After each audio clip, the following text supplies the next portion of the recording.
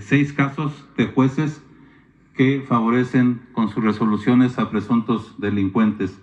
El primero es el juez Julio Beredín Sena Velázquez. Él es juez séptimo de distrito de amparo en materia penal en la Ciudad de México.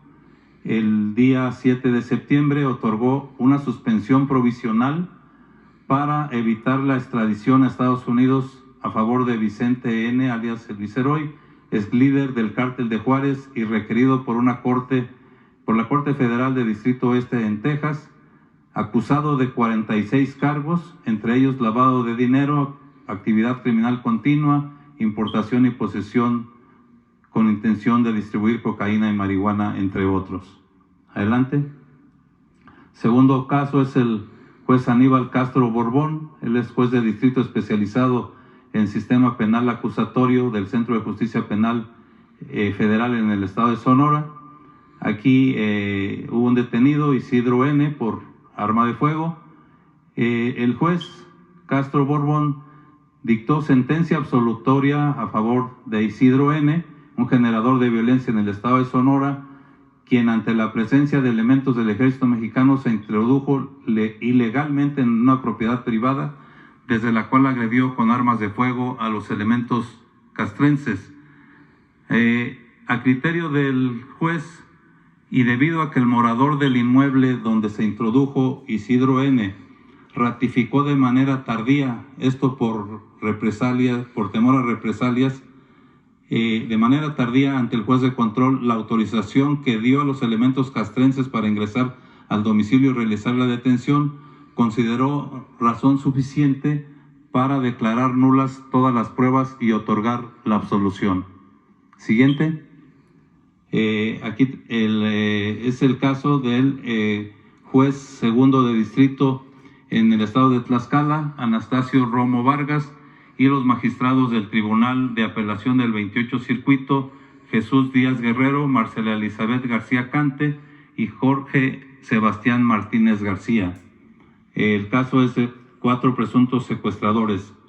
El juez Romo Vargas y los integrantes del Tribunal de Alzada, a través de incidentes de cambio de medida cautelar a estas 4 personas integrantes de la delincuencia organizada y implicados en el secuestro de un adulto y un menor de edad en el estado de Tlaxcala, les otorgaron el beneficio de llevar su proceso en libertad, imponiéndoles solamente una garantía económica y el uso de localizadores electrónicos. Aquí vemos parte de la decisión del juez. Al ponerlos en libertad, pone en riesgo a las víctimas y testigos que declararon en su contra. Adelante. Tenemos el caso del juez de distrito especializado en el sistema penal acusatorio del Centro de Justicia Penal Federal en el Reclusorio Norte, Gustavo Aquiles Villaseñor. En el caso del abogado Juan N., acusado de defraudación fiscal.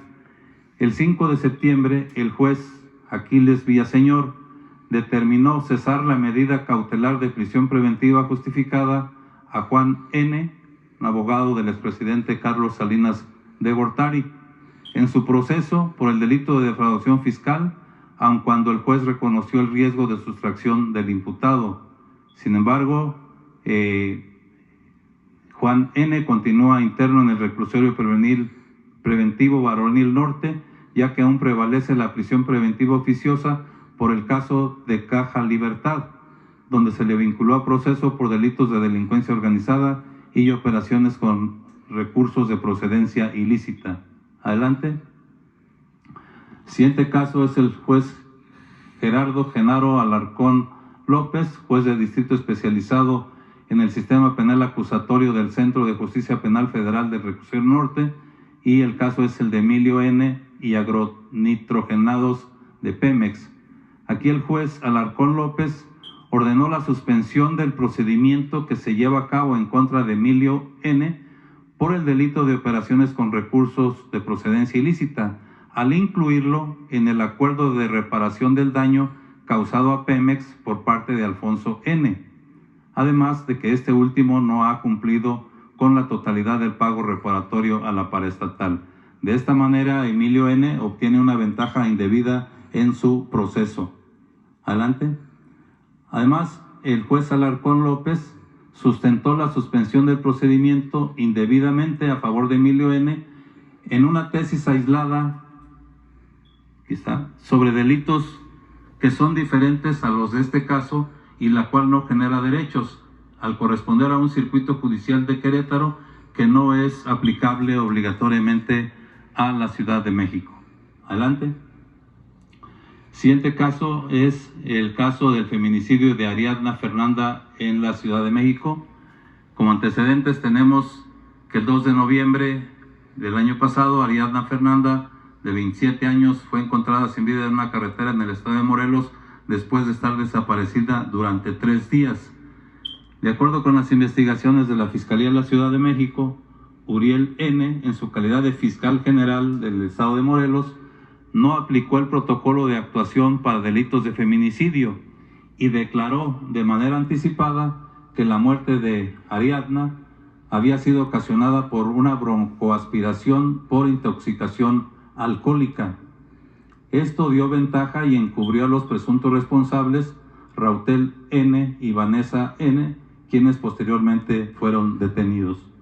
Por este caso se han cumplimentado 3 órdenes de aprehensión en contra de Uriel por diversos delitos y por otro caso se ha cumplimentado una 4ª orden de aprehensión, esto por el delito de tortura, como vamos a ver. Adelante. La primera orden de aprehensión fue por el delito de retraso de la justicia, esto por la Fiscalía General de Justicia de la Ciudad de México. Uriel N. fue detenido en Cuernavaca, Morelos, el 4 de agosto pasado.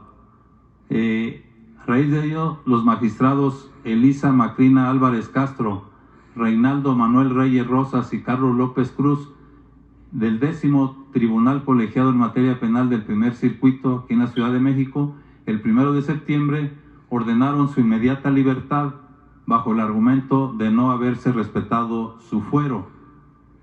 La segunda orden de aprehensión se dio por el delito de encubrimiento por favorecimiento, también por parte de la Fiscalía de la Ciudad de México, por lo cual Uriel N. fue reaprendido el 2 de septiembre y el juez de control determinó mantener a Uriel en prisión por riesgo de fuga.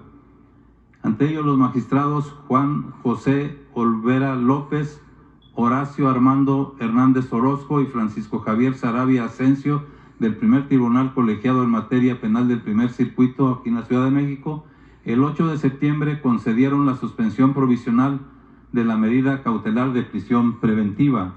Adelante.